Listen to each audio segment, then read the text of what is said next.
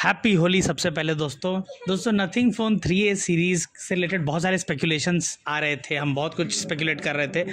जो actual launch event हुआ जिसमें नथिंग फ़ोन 3A और nothing phone 3A pro launch हुआ, उन फ़ोन्स में बहुत सारी चीज़ें जो एक्सपेक्ट की जा रही थी वो तो थी, पर कई चीज़ें अलग भी थी। जैसे Qualcomm Snapdragon 7S Gen 3 expect किया जा रहा था। मुझे लग रहा था पर्सनली कि प्रो सीरीज़ मतलब प्रो फ़ोन जो होगा 3A प्रो, उसमें कोई और प्रोसेसर होगा, पर उसमें भी सेम प्रोसेसर था। अब इसका लॉजिक मुझे समझ में नहीं आ रहा है। अगर सेम प्रोसेसर है तो फिर वो प्रो वेरिएंट कैसे हुआ? यहाँ तक कि दोनों का डिस्प्ले साइज़ भी सेम है, 6.77 इंचेस का डिस्प्ले है दोनों में, एमोलेड और 120 हर्ट्ज़ के रिफ्रेश रेट के साथ है, जो कि मुझे लगता है 120 हर्ट्ज़ रिफ्रेश रेट आज की डेट में एक कंपलसरी फीचर है, क्योंकि आईफोन ही एक है जो अभी भी 60 हर्ट्ज़ चलाया जा रहा है अपने नॉन प्रो वेरिएंट्स में। आई होप कि इस साल जो 17 सीरीज़ आएगा आईफोन का, उसमें नॉन प्रो में भी एप्पल का प्रोमोशन यानी 120 हर्ट्ज़ रिफ्रेश रेट आ जाए।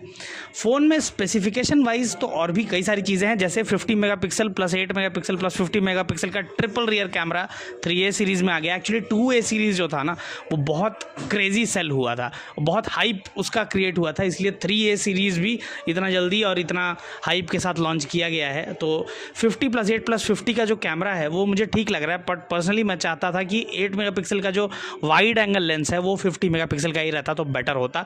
रीज़न मैं इसके पीछे बता चुका हूँ कई बार कि जब वाइड एंगल लेंस का इंपॉर्टेंस ना बहुत ज़्यादा बढ़ जाता है, खास करके जब आप व्लॉग कर रहे हो या कहीं का कॉन्टेक्स्ट आपको बताना है फोटो या वीडियो में, तो wide angle lens becomes very very important.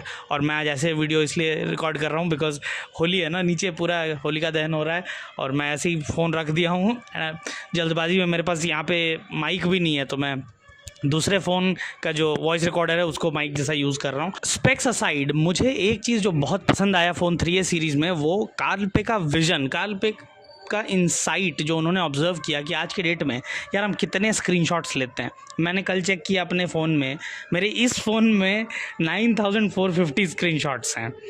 इतने स्क्रीनशॉट्स जो हम उस वक्त कैप्चर करते हैं किसी पर्पस से कि हाँ यार ये याद रहेगा या ये इंपॉर्टेंट है या समथिंग लाइक दैट, लेकिन इतना हो जाता है ना कि वो फिर एक गार्बेज जैसा, उसका कोई मतलब ही नहीं रह जाता है।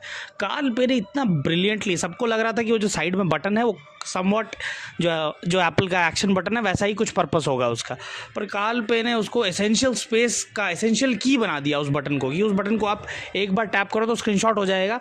नीचे नोट पे आप कुछ टाइप करके उसको सेव कर सकते हो एक अलग स्टोरेज में जिसका नाम उन्होंने एसेंशियल स्पेस दिया है। डबल टैप करोगे तो आपका प्रेस किए रहोगे तो फिर उसमें वॉइस रिकॉर्डिंग भी ऑन हो जाएगा उस स्क्रीनशॉट के साथ, और डबल टैप करोगे तो आप एसेंशियल स्पेस में जा सकते हो, अलग से ऐप भी है उसका। अब यार ये फीचर ना, और उसमें अंदर एसेंशियल स्पेस के अंदर AI है, जो मान लो आप बोलते बोलते आपने कह दिया कि हाँ मुझे ना 15 तारीख को सुबह 9 बजे ये चीज़ याद दिलाना या याद करवाना, तो उधर एसेंशियल स्पेस में AI है जो लिस्ट कर देगा कि आपके रिमाइंडर्स क्या क्या हैं, या फिर अगर कोई बड़ा आर्टिकल है तो उसको समराइज़ भी कर देगा। और ये भी हो सकता है कि आने वाले टाइम में जैसे जैसे AI और बढ़ेगा ना, तो जो समराइजेशन है या रिमाइंडर याद दिलवाना है, AI के और एडवांस फीचर्स जैसे जैसे उधर आएंगे वैसे एसेंशियल स्पेस और ज़्यादा एडवांस होते जाएगा। मुझे ये बड़ा ही कमाल लगा, इतना हैंडी फ़ोन अब सिर्फ फ़ोन नहीं है, social media, gaming, video recording, editing, बहुत सारे काम फ़ोन पे होते हैं। एसेंशियल स्पेस में एक एक्स्ट्रा चीज़ ऐड हुई है जो कि एक डायरेक्शन दे सकती है इस टेक इंडस्ट्री को, क्योंकि कैप्चर बटन जो आया आईफोन 16 सीरीज़ से, वो फीचर ऑल तो बहुत कूल और बहुत हेल्पफुल लग रहा था मुझे सुनने में, पर उसका जो फील था, यूज़र एक्सपीरियंस जो था, वो उतना भी सेटिस्फाइंग नहीं लगा मुझे पर्सनली। मैं क्या चाहता हूँ कि एक फ़ोन में ना एसेंशियल की जैसा एक बटन हो जो कि आपके स्क्रीनशॉट्स, आपके वॉइस नोट्स, आपके रैंडम फ़ोटोज़ को एक जगह एक मीनिंग के साथ स्टोर करे। I would love that in every phone. और दूसरा कैप्चर बटन हो, क्योंकि आज के डेट में DSLR ज़्यादातर वही लोग यूज़ करते हैं जो प्रो सिनेमाटोग्राफर या प्रो फोटोग्राफर हैं। एक नॉर्मल जो सोशल मीडिया पे कंटेंट बनाता है या अच्छे फ़ोटोज़ वीडियोज़ का शौक़ रखता है, अगर उसके पास DSLR है भी तो हर जगह वो अपना फ़ोन या आईफोन ही कैरी करता है।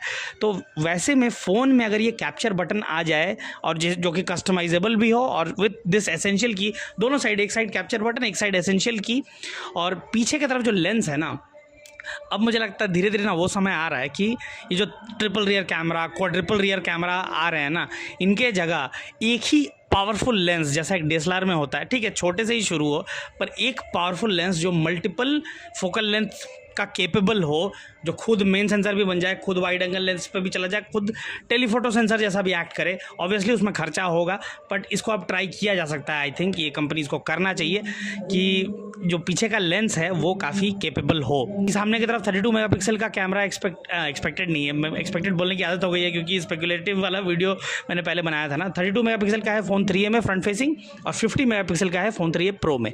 मुझे personally design wise phone 3A better लगा। फ़ोन 3A प्रो का डिज़ाइन थोड़ा मुझे पर्सनली उतना पसंद नहीं आया, कई लोगों को बहुत पसंद आ रहा है। बहुत ही बायस्ड ओपिनियन है फ़ोन 3A प्रो सीरीज़ या फ़ोन 3A प्रो के डिज़ाइन को लेकर, पर फ़ोन 3A सिर्फ फ़ोन 3A मुझे काफ़ी पसंद आया।